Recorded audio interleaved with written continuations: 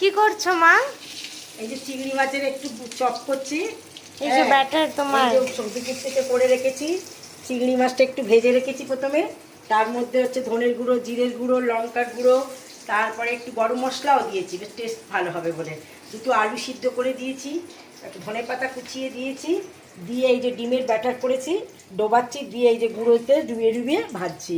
দেখাও। খুব বৃষ্টি হচ্ছে আমার বাইরে এখানে, প্রচুর বৃষ্টি বৃষ্টি হচ্ছে। হচ্ছে। একটু চা আর বাইরে থেকে চপ টপ কিনে নিয়ে আসা, কি কত কিনে খাবো, ভালো লাগে না, শরীর খারাপ করে, এই জন্য ঘরেতে এইগুলো করছি। চপ ভাজা হচ্ছে, চা হয়ে গেছে, এই চাটা ছেঁকে নিয়ে ওইখানে বসে চা খাবো, তোমাদের সঙ্গে গল্প করব। বাবাও এসে গেছে দোকান থেকে। কাকুও এসে গেছে, আর প্রচুর বৃষ্টি হচ্ছে, প্রচুর বৃষ্টি হচ্ছে। ওই জন্য বললাম না, ঘরে চিংড়ি মাছ আছে যখন একটু চিংড়ি মাছের চপ করে নিই। বাইরে প্রচুর বৃষ্টি হচ্ছে, তোমার কাকু এসে গেছে, এই যে চিংড়ি চপ হয়ে গেছে, চাও হয়ে গেছে। এইবার আমরা চা আর চিংড়ির চপ দিয়ে সন্ধেবেলা টিফিনটা ভালোভাবে হবে। কেমন খাচ্ছো ভাবি?